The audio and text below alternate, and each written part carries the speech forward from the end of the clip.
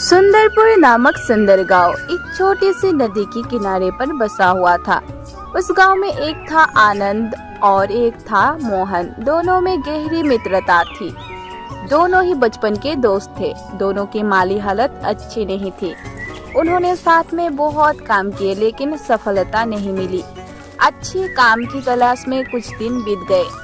फिर एक दिन उनके किसी मित्र ने उन्हें जमीन खरीदने बेचने का काम की सलाह दी। वो बोला, जमीन की रेट दिन रात तरक्की कर रहे हैं। शहर में प्लॉट खरीदने को लेकर बहुत मारामारी है। गांव के लोग गांव छोड़कर शहर में आकर बस रहे हैं, इसीलिए जमीन के रेट बहुत तेजी से बढ़ रहे हैं। मेरी बात मानो, तुम ये काम शुरू कर दो, तुम्हें फायदा ही फायदा होगा। उनको अपने मित्र की ये सलाह बहुत पसंद आई और फिर वो वहां से घर की ओर चल पड़े। फिर वो दोनों मोहन के घर पर आए। तब आनंद मोहन से बोला, भाई, जमीन खरीदने बेचने का काम तो बहुत अच्छा है, लेकिन इस काम के लिए हमारे पास पैसा तो नहीं है। आनंद भाई, यही बात मेरे दिमाग में भी चल रही थी। हमारे पास इतने पैसा तो नहीं है, लेकिन मेरे दिमाग में एक विचार आया है। क्यों ना हम अपने अपने घरों को गिरवी रख दे। जब हम इस काम से पैसा कमाने लगे तो अपने अपने घर भी छुड़ा लेंगे। मोहन की पत्नी भी खड़ी होकर उनकी सारी बातें सुन रही थी। मोहन और आनंद इस बात को लेकर सहमत हो गए। उसके बाद आनंद अपने घर की ओर चल पड़ा। उसके जाने के बाद मोहन की पत्नी ने कहा, देखो जी, मकान गिरवी रखने का ये कहा कि समझदारी है, और फिर हमारे पास एक ही मकान है। अगर समय पर पैसा नहीं लौटा पाओगे तो हम घर से बेघर हो जाएंगे। मोहन अपनी पत्नी को समझाते हुए कहा, तुम क्यों चिंता करती हो? ऐसा कुछ भी नहीं होगा। घर भी हमारे पास रहेगा और समय पर कर्ज भी चुका दिया जाएगा। क्या तुझे मुझ पर भरोसा नहीं है? अगले दिन आनंद और मोहन एक बहुत बड़े सेठ के पास कर्ज लेने के लिए चले जाते हैं। आनंद सेठ से कहता है, सेठ जी, हमें 1 लाख रुपए की जरूरत है। हम महीने भर में आपकी ये रकम ब्याज समेत वापस लौटा देंगे। सेठ जी कहते हैं, वो सब तो ठीक है, लेकिन मैं कैसे यकीन कर लूँ आप लोग 1 महीने में मेरे पैसा वापस लौटा देंगे, और वो भी ब्याज समेत? तभी मोहन कहता है, सेठ जी, हमारे पास हमारे घर की कागज है। अगर हम 1 महीने में आपकी पैसा वापस नहीं लौटा पाए तो आप ये कागज रख लीजिए, पर हमें 1 लाख दे दीजिए। सेठ जी उन दोनों की बात का भरोसा करके घर के कागज अपने पास रख लेता है और उन्हें 1 लाख दे देता है। सेठ जी से पैसा लेकर दोनों घर की ओर निकल पड़ते हैं। अगले दिन से ही उन्होंने प्रॉपर्टी खरीदने बेचने का काम शुरू कर दिया। दोनों शहर से सटे हुए बागों खेतों की जमीन सस्ते दामों पर खरीदकर उनके प्लॉट काटकर ग्राहकों को ऊंची कीमत पर बेचने लगे। उससे उन्हें अच्छी आमदनी होने लगी। कुछ ही दिन में उन्होंने सेठ जी से जो पैसा लिया था वो ब्याज समेत वापस करके घर की कागज वापस ले लिए। मोहन को आनंद पर अटूट विश्वास था। प्रॉपर्टी खरीदने बेचने के संबंधित सभी रकम आनंद अपने घर पर एक मजबूत लोकर में रखता था। मोहन भी अपने पास नगद रुपया न रखकर आनंद को रखने को दे देता था। जब भी उसको जरूरत होती थी वो आनंद से रुपया ले लेता था। एक दिन मोहन की पत्नी ने मोहन को टोका और कहा, सारा पैसा आनंद जी के पास रखना कहा कि समझदारी है। अपने पास भी तो कुछ रुपया इकट्ठा करके रखो।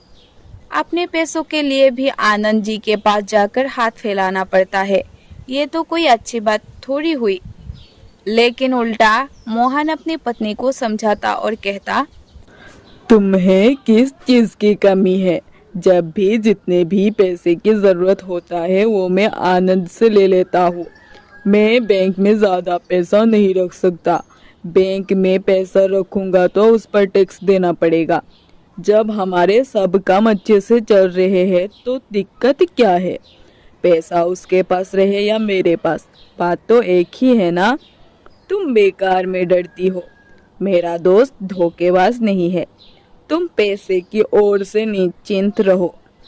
मोहन की पत्नी ने चिंता व्यक्त करते हुए कहा, वो तो सब ठीक है, लेकिन तुम्हारे दोस्त ने अभी कुछ ही दिन पहले अपने आलीशान 2 मंजिल के घर बनवाया है, और तो और वो अपने बच्चे को भी MBBS जैसे बड़े बड़े कोर्स करवा रहा है, लेकिन तुम हमारे बारे में कुछ नहीं सोचते। ये तो गलत बात है ना। आपकी आनंद ये सब इसी बिजनेस के पैसे से तो कर रहा है। आपके लाभ की रुपया भी वो अपने काम में लगा रहा है। मैं चाहती हूँ कि तुम अपने प्रॉफिट का हिस्सा अपने घर पर रखो। काल को आनंद की नियत में खोट आ गया तो क्या होगा? आज तक कभी ऐसा हुआ है कि तुम्हें पैसे की वजह से दिक्कत उठानी पड़ी हो? नहीं ना। आधी रात को भी वो हमारे लिए तन मन धन से खड़ा है। अरे भगवान, तुम इस बारे में ज्यादा मत सोचो। मैं बहुत जल्द मौका देखकर आनंद से अपने लाभ की सारी पैसा मांग लूंगा। अब ठीक है? ये कहकर मोहन ने बात खत्म की। अब आनंद और मोहन की नज़र शहर से सटे सेब की एक बाग को खरीदकर प्लॉटिंग करने की थी। उसके लिए 2 करोड़ रुपए की ज़रूरत थी। 2 करोड़ रुपयों को जुटाने के लिए उन्होंने अपने दोस्त, रिश्तेदारों और परिचितों को भी अपने साथ प्रॉपर्टी में रुपया लगाने को उकसाया। उन्हें ब्याज के रुपया में एक मोटा रकम देने का ऑफर दिया। देखो भाई प्रीत, अपना कुल मिलाकर बहुत अच्छा चल रहा है, इसीलिए मैंने आपके बारे में भी कुछ अच्छा ही सोचा है। आप मुझे 1 लाख दो, उसके बदले में मैं तुम्हें 1 साल में 30% ब्याज के साथ 1 लाख दूंगा। मोहन भाई, मैं कल ही आपके घर 1 लाख रुपया लेकर आता हूँ। लेकिन भाई एक बात का ख्याल रखना, ये रुपया मेरी जिंदगी भर की कमाई है, पर मुझे आप पर अपने आप से ज़्यादा भरोसा है। आप जो भी करेंगे अच्छे ही करेंगे। देखते देखते उन दोनों के पास 1 करोड़ रुपया इकट्ठा हो गए। ये सभी रुपया आनंद की तिजोरी में रखे हुए थे। इन 1 करोड़ रुपया में से लगभग 50 लाख रुपया मोहन ने अपने रिश्तेदारों और दोस्तों से लेकर आनंद को दिए थे। इसी दौरान एक रात आनंद को अचानक से दिल का दौरा पड़ गया। उनकी चीख नहीं निकल पाई और सोते सोते रात में ही खत्म हो गए। तसल्ली के लिए उनके परिजन उन्हें डॉक्टर के पास लेकर गए। डॉक्टर ने बताया, देखिए, आनंद एक शुगर की मरीज थे। शुगर वाले मरीज को अचानक ही सही सलामत हालत में कभी भी अटैक पड़ जाता है। इस अटैक की लक्षण नजर नहीं आते। जब तक व्यक्ति को समझ पाता, प्राण पखरू हो जाता है। आनंद के साथ भी यही हुआ। इसीलिए शुगर की मरीज का शुगर कंट्रोल रखना बहुत जरूरी है। आनंद की बेटे मुन्ना ने फोन करके मोहन को आनंद की मौत की खबर दी। हेलो अंकल जी, मैं मुन्ना बोल रहा हूँ। हाँ मुन्ना, बोलो बेटा, कैसे हो? अंकल जी, वो पिताजी अब इस दुनिया में नहीं रहे। क्या? कब? ये कैसे हुआ बेटा? अंकल जी, पिताजी रात को सोए थे, लेकिन सुबह उनकी आंख नहीं खुली। हम सब उन्हें डॉक्टर के पास भी लेकर गए, लेकिन डॉक्टर ने बताया कि उनकी मौत दिल का दौरा पड़ने से हुई। ये सुनकर मोहन की पैरों के नीचे से जमीन निकल गए। उन्हें तुरंत उन रुपयों का ध्यान आया जो उन्होंने अपने दोस्तों, रिश्तेदारों से निवेश के लिए उधार लिए थे, तथा वो रुपया आनंद के पास उनकी तिजोरी में रखवा दिया था। वे सोचने लगे, अगर आनंद के बच्चे बेईमान हो गए, उन्होंने वो पैसा ना दिए तो क्या होगा? मैं तो सड़क पर आ जाऊंगा। अपना घर जमीन बेचकर भी इतना पैसा नहीं जुटा सकूंगा। जब आनंद का अंतिम संस्कार हो गया, तब उन्होंने आनंद के बेटे मुन्ना से पैसे के बारे में बात की। बेटा, तुम्हारे पिताजी ने और मैंने लोगों से ब्याज पर लेकर पैसा इकट्ठा किए थे और वो हमने तुम्हारे घर पर एक तिजोरी में रखवा दिए। मुन्ना ने उन्हें आश्वासन देते हुए कहा। अंकल जी, मुझे इस बारे में पता है। पिताजी ने मुझे इस बारे में बताया था कि आप दोनों एक बाग खरीदकर उनके प्लॉटिंग करके बेचना चाहते हो। मैं घर जाकर उनकी तिजोरी चेक करता हूँ और फिर आपको बुलवा कर ये रुपया दे दूंगा। अब परेशान ना हुई। ये सुनकर मोहन की जान में जान आ गई। 2 दिन बाद मुन्ना ने फोन करके मोहन को बताया। अंकल जी, मैंने पिताजी की तिजोरी खोलकर देखी थी, लेकिन उसमें पैसा नहीं मिला। पता नहीं पिताजी ने वो पैसा कहाँ रख दिए, किसको दे दिए। मैं नहीं जानता कि आखिर पैसा किधर गए। ये राज तो उनके साथ ही चली गई। जैसे ही पैसा के बारे में मुझे कुछ जानकारी मिलेगी, मैं आपको फोन करके बता दूंगा। मोहन समझ गया कि मुन्ना की नियत में खोट आ गया है, इसीलिए वो रुपया ना लौटाने की बहाना कर रहा है। उन्हें रो रो कर अपनी पत्नी का नसीहत याद आ रही थी।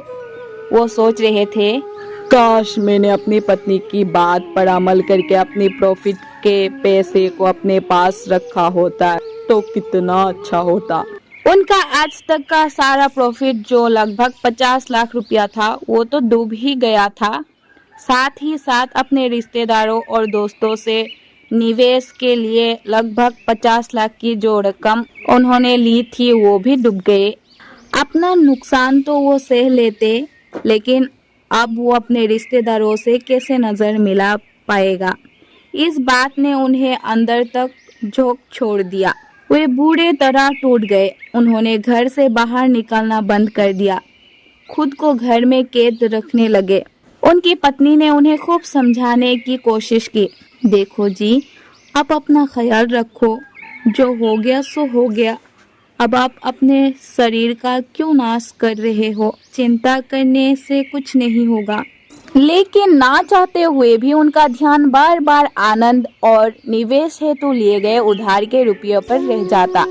उनका खाना पीना सब बंद हो गया। आनंद की मौत के 2 महीना बाद एक दिन ज्यादा सोचने की वजह से मोहन को भी अटैक पड़ गया और उनकी मौत हो गई।